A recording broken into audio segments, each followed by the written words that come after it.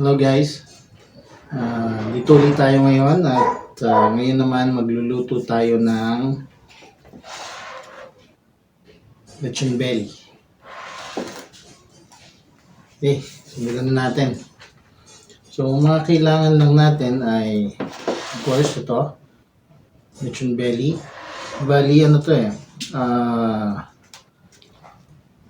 nasa 2.8 kilos. Yan.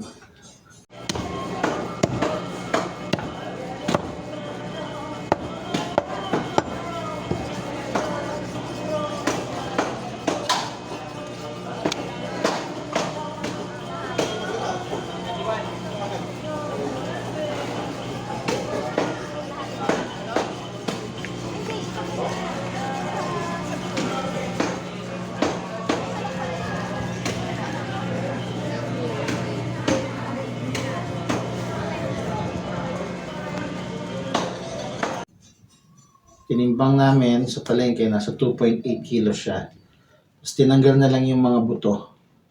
Ilang piraso lang naman 4 pieces lang yung buto niya. Yan.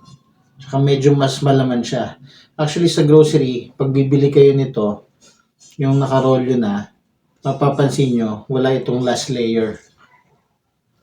Yan. Tinanggal na kasi nila yan, kasama yung buto. So siguro binebenta nila as ribs or spare ribs, something like that. Pero ito yan, pinatanggal ko lang para mas makapal yung laman, konti lang yung taba. Tapos iro-roll yun na lang natin ito mamaya. Then we have this onion leeks, tanglad, yan, onions and garlic, tapos pepper, salt, itong ating tali, and of course yung ating herbs na thyme tsaka oregano. Okay. So, gawin muna natin ito. Actually, pwede nating mas madali. Buksan lang natin.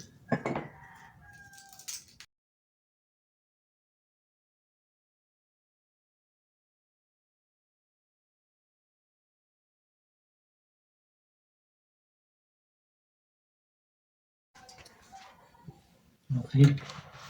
Gagamitin natin itong food processor natin. So, hiwain lang natin ito.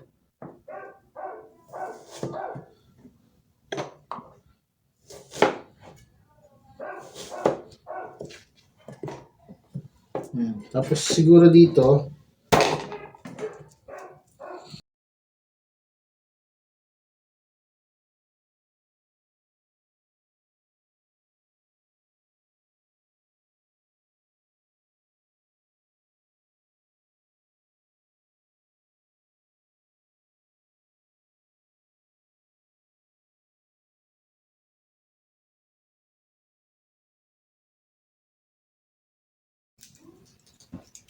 yan, pag tinatamad kayo, mayroon naman nabibiling bawang na nabalatan na.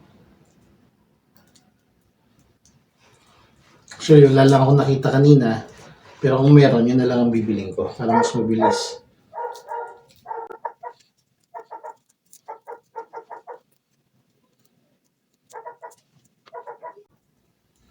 Ngayon lang ako magre-record ng hindi naka-voice over. Kaya medyo maririnig niyo yung background ng aso sa labas.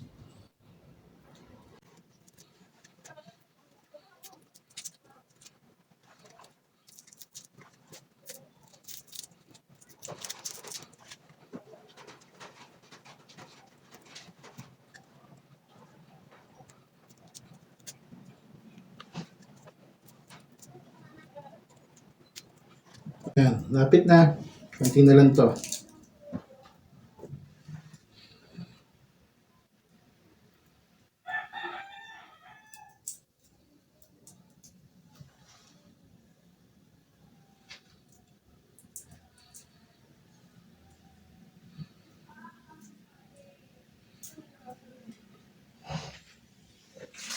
Okay.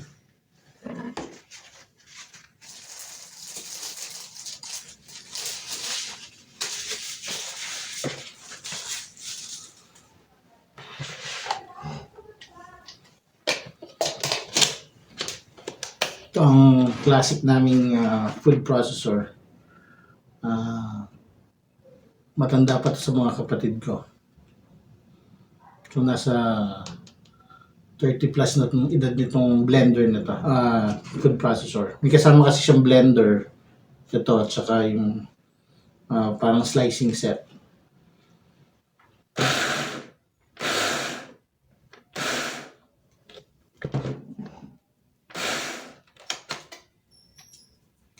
Okay. Walan tayo ng lalagyan.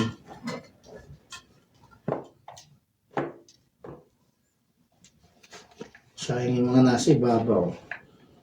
Yan. Idagdag din yan.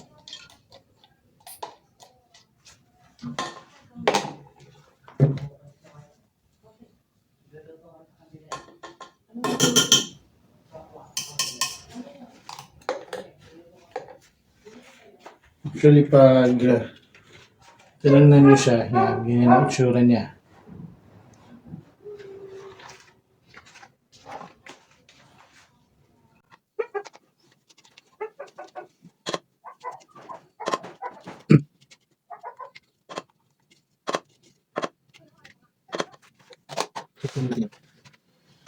So, ito na siya.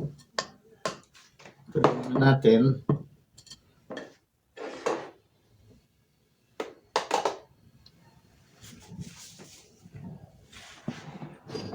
Timplahan muna natin itong ating belly. So, ito, nalinis na to.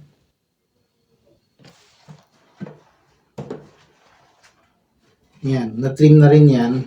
Mga edge. Yung mga butong natira na hindi mo na matatanggal eh. Yung mga soft bone. So, iniwan na lang natin yun dyan. Then, kung medyo may balahibo pa, ginagawa ko pag yung pinong-pino na, tinotorch ko na lang.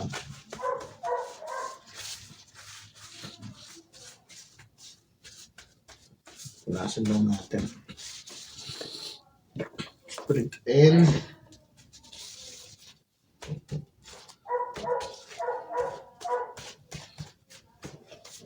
Actually, malinis na to eh.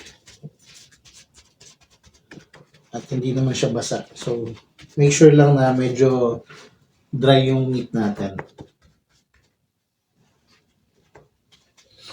Kasi magtutubig yan pag nilagyan natin ng sibuyas saka ng salt. Meron tayong salt dito. Walan tayo. Bubudbud lang natin yan dyan sa harap. Spread natin.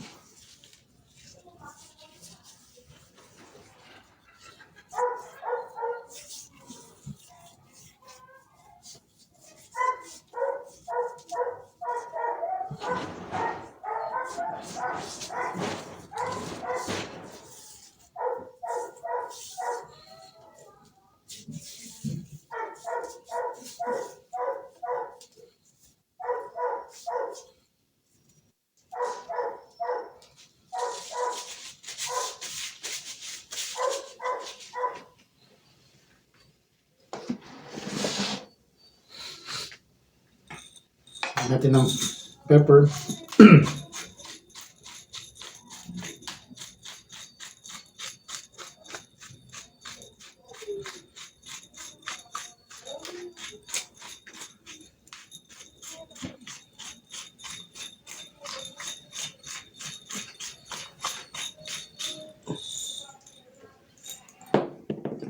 Okay.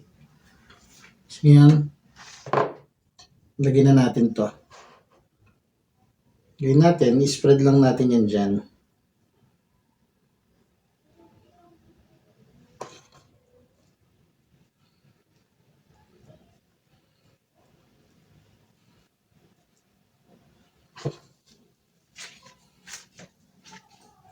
Kalat lang natin.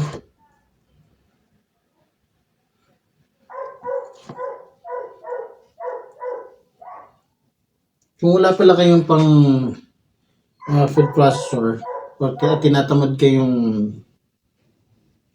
tadtarin mabuti or i-mince yung garlic tsaka onions, pwede namang slice lang. Basta ikalat nyo lang siya mabuti.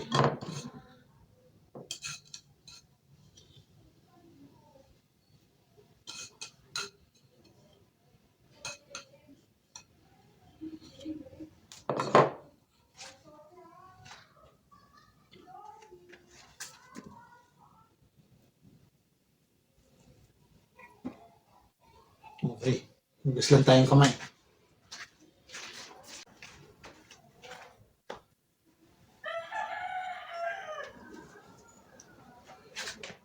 Okay. Pag nilagay na natin, lagyan naman natin ito. Oregano tsaka thyme.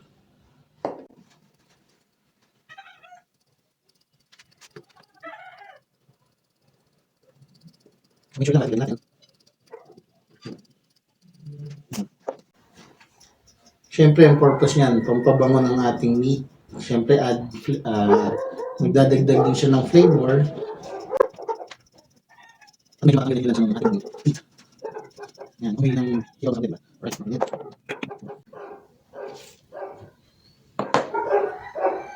Tapos, ito na ang ating leeks.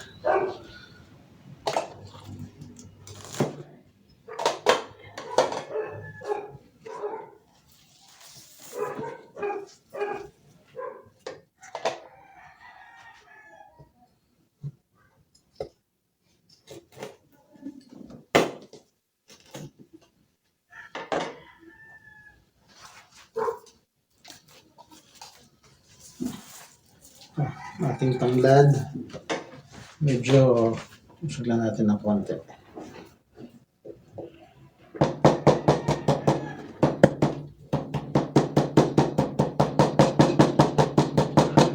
Pupukpukin lang natin yung dulo para lumabas yung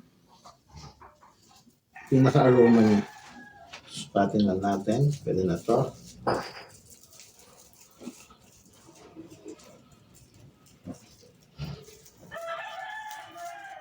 Okay. Lagyan natin dito. Tapos yung leeks. Ayan, pagkamanin natin. Para kabilaan.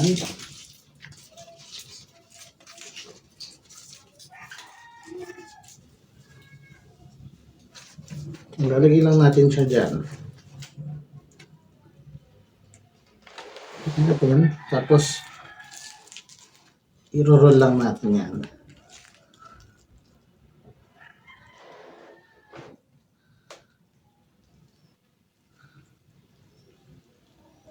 Okay? Yeah.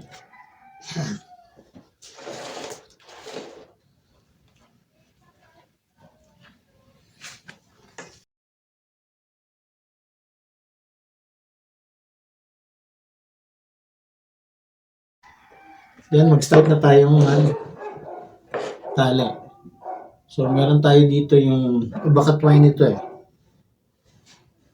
Tapos, lagyan nyo lang sa maliit na bowl para hindi siya wala sa pwesto at iikot-ikot lang yung tali.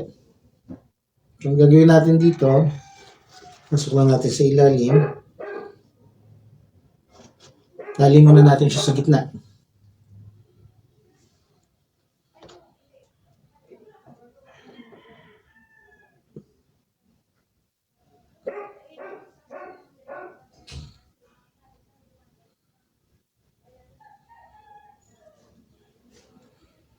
So, bubukol lang natin. Okay. Nahin natin dito. Para dito sa ilalim yung pinaka-buo niya.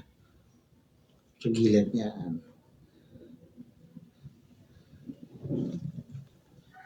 So, wala siya sa pwesto. Okay. Hila. Yan. Medyo masikip na.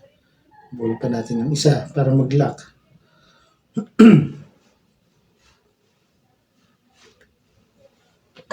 Okay.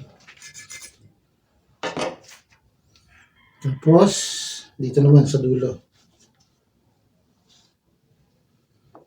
Ganun lang ulit. Ikot nyo lang. Buo yung dulo. Hilahin nyo pababa. Ikot natin lang.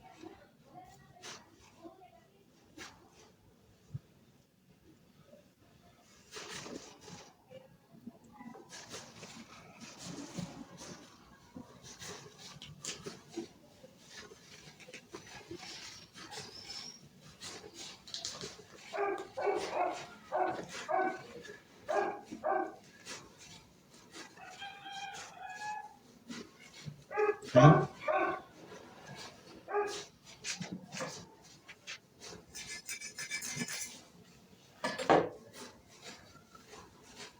Kabilang dulo naman.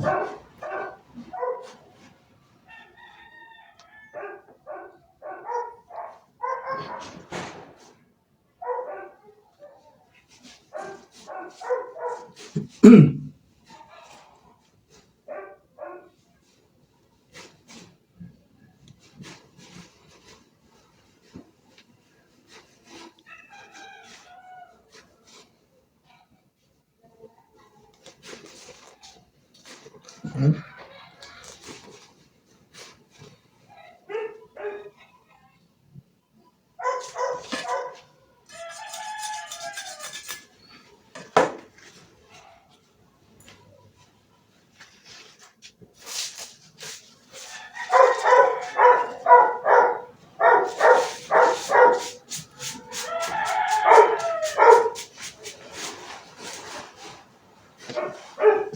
Yan.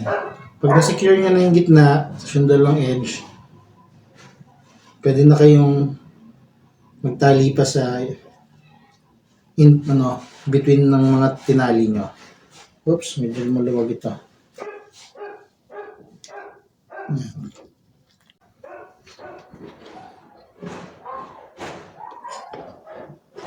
Okay, so ito na po. Tali na natin yung ating lechon belly. Ayan. At susunod na papakita ko naman po kung paano ko siya niluluto.